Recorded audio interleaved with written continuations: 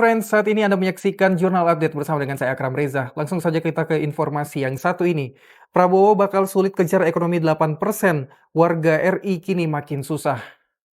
Ambisi Presiden terpilih Prabowo Subianto yang menginginkan pertumbuhan ekonomi Indonesia bisa mencapai 8% selama 5 tahun masa kepemimpinannya akan sulit tercapai bila permasalahan struktural ekonomi Indonesia tak dibenahi.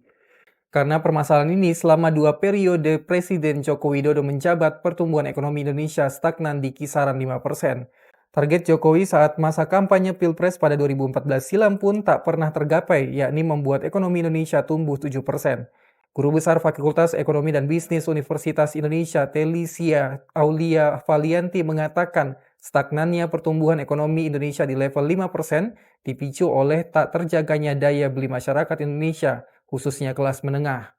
Sebagaimana diketahui pada 2015 atau tahun pertama Jokowi efektif menjalankan roda pemerintahan, pertumbuhan ekonomi Indonesia hanya 4,8% secara tahunan atau year on year, melambat dibandingkan 5,02% pada 2014 berdasarkan data Badan Pusat Statistik atau BPS. Pada 2016, pertumbuhan ekonomi Indonesia hanya mampu kembali ke level 5,03%, lalu pada tahun 2017 sebesar 5,07%, 2018 mencapai 5,17%, dan 2019 kembali ke level 5,02%. Pada 2020 atau saat merebaknya pandemi COVID-19, ekonomi Indonesia terkontraksi hingga minus 2,07%. Saat 2021, ekonomi Indonesia mulai kembali bergeliat dengan pertumbuhan sebesar 3,7%. Lalu pada tahun 2022 naik menjadi 5,31% dan pada 2023 hanya mampu bergerak ke level 5,05%. Pada kuartal 1 2024 pertumbuhan ekonomi Indonesia hanya mencapai 5,11%. Sumber pertumbuhan ekonomi Indonesia mayoritas memang ditopang oleh konsumsi rumah tangga. Hingga 2023, porsi konsumsi masyarakat terhadap laju pertumbuhan ekonomi mencapai 53,18%. Pada kuartal 1 2024, bahkan porsinya membengkak menjadi 54,93%.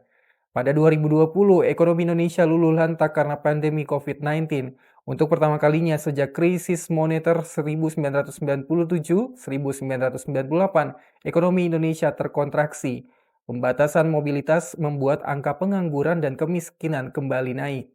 Beralih ke 2022, pemulihan ekonomi Indonesia dan konsumsi rumah tangga menghadapi cobaan berat karena kenaikan harga BBM serta lonjakan harga bahan pangan akibat peperangan di berbagai negara dan munculnya fenomena pemanasan global. Diikuti munculnya kebijakan tren suku bunga acuan bank sentral yang tinggi hingga tahun 2024. Sampai tahun terakhir ia menjabat, berbagai permasalahan itu masih dihadapi Jokowi. Bahkan potensi tekanan daya beli masyarakat bertambah dengan munculnya berbagai kebijakan yang menekankan pendapatan masyarakat. Mulai dari adanya tambahan kebijakan potongan gaji untuk iuran tabungan perumahan rakyat atau TAPERA, hingga rencana asuransi wajib kendaraan bermotor. Di tengah berbagai rencana kebijakan yang menekan daya beli itu, Kementerian Perencanaan Pembangunan Nasional atau Bappenas sebetulnya mencatat 40 juta pekerja di Indonesia masih memiliki gaji di bawah 5 juta rupiah. Jauh di bawah target pendapatan per kapita hingga akhir 2024 sebesar 5.500 US dollar per tahun atau setara 7,45 juta rupiah per bulan. Di sisi lain, saat rendahnya tingkat gaji masyarakat, inflasi bahan pangan juga semakin mengikis pendapatan bulanan mereka di penghujung tahun Jokowi menjabat. Demikian informasi yang sudah Anda saksikan di Jurnal Update. Saya Akram Reza pamit. Sampai jumpa.